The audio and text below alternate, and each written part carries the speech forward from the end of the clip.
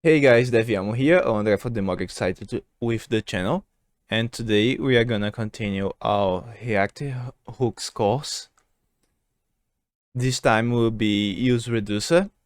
Don't forget to leave a like and subscribe for me to know you're liking the content. And keeping in mind, a new video is up every other Saturday.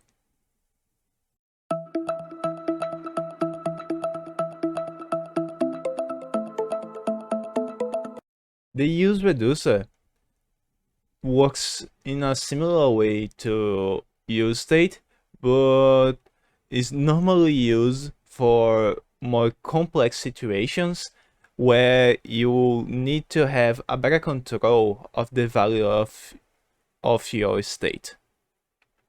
Here at the code, we are gonna create a components folder so we can make the code better organized. Inside here, we'll export a const that will name count. This will be equal to a function.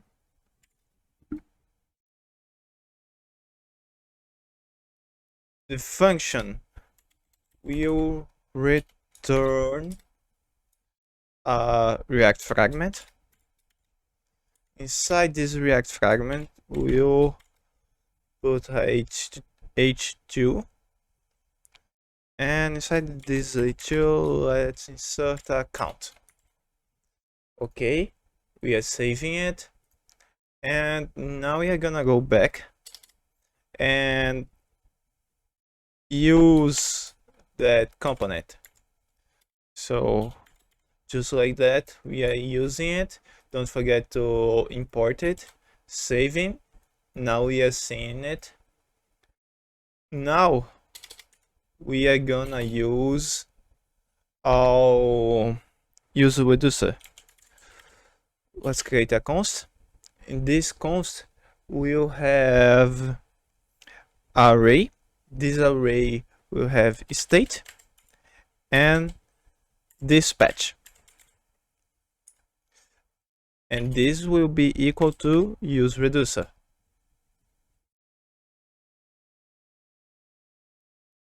Please don't forget the import. Now with useReducer right here, we are gonna call a function named reducer and a value named initial count. So don't worry if you are not understanding. I will explain each one of those. First, starting with this one. Well, this one we can create right now. It will be a const and initial count. It will receive an object. This object will have a property named count. This count will receive a 0 value.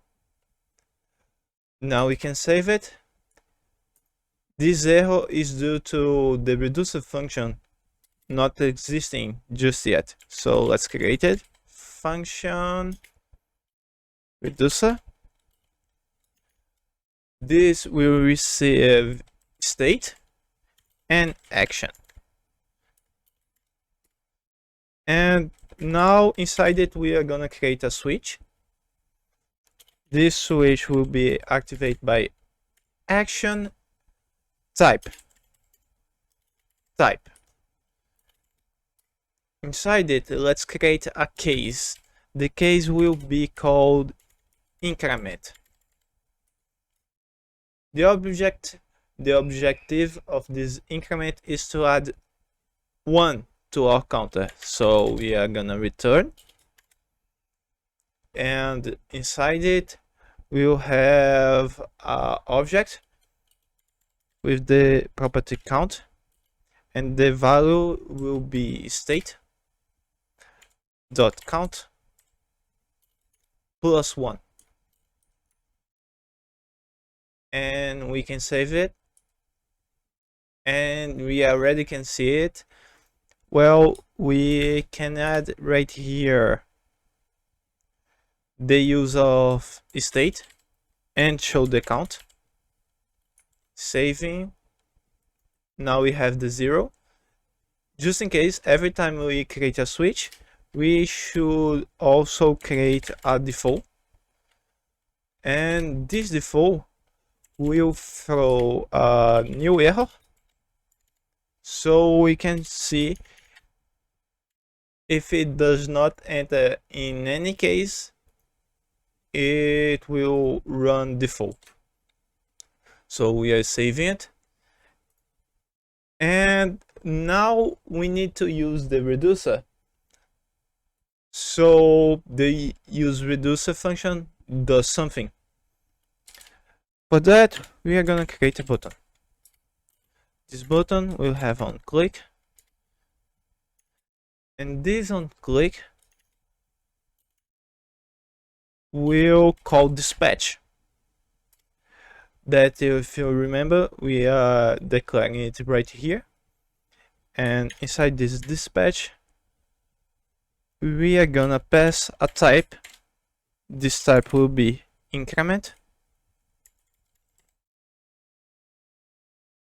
and we can close the button and add a plus sign, saving it. We already have the useReducer functioning, but it's very simple for right now. So let's add another button, but for decrement. Decrement, we copied the line, we changed the word. We are also changing the plus sign to a minus. And now we need to add a decrement case. So copying the lines and now adding decrement. Now right here we'll say -1, save it, and now we already have it working. So is that it? Well, not quite. There is more to master about useReducer. Don't forget to leave a like and subscribe. Well, and in the comments, you could tell me what was the hardest thing you learned about web development. Who knows, I might end up making a video about the topic. Well, there is one more thing you should know about useReducer. It can have a third parameter. Keep in mind that this is optional, and I'll make it very clear by what we are making. This can be used to start an initial count and be used to reset to this initial count. So first we are creating a function. It will be called init. Well, it will receive the initial count, and inside it we'll have a return, and it will have initial count. Very simple, right? Yes, but keep it in mind that it's optional and is normally used for more complex code. And I'm teaching you in this video so you can recognize it when you see in a more complex code, or do the complex code yourself.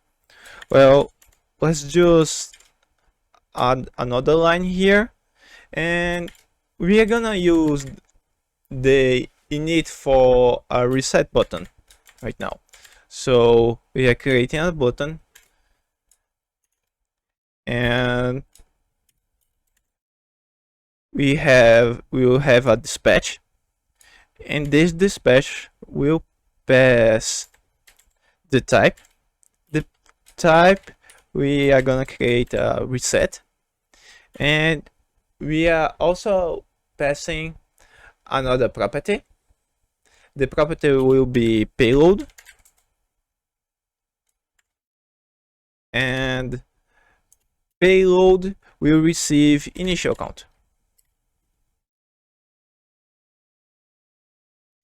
We can close the button and name it reset. Well, now the button is right here, but it's not working. Why? Because we did not add a reset type in the dispatch, in the reducer. So let's do this. Well, we are gonna create case. The case will be named reset. We are doing a return. This return will call init, and in this init we are gonna pass action dot payload.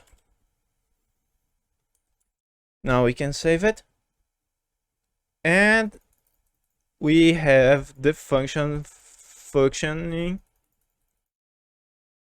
all fine, and you know now everything you need to know about useReducer. If you arrived right here at the end of this video, say hello to me in the comments. I really appreciate our time together. Don't forget to like and subscribe.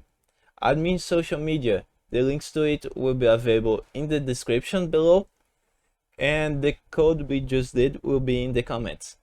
I'll see you in the next video. Bye bye.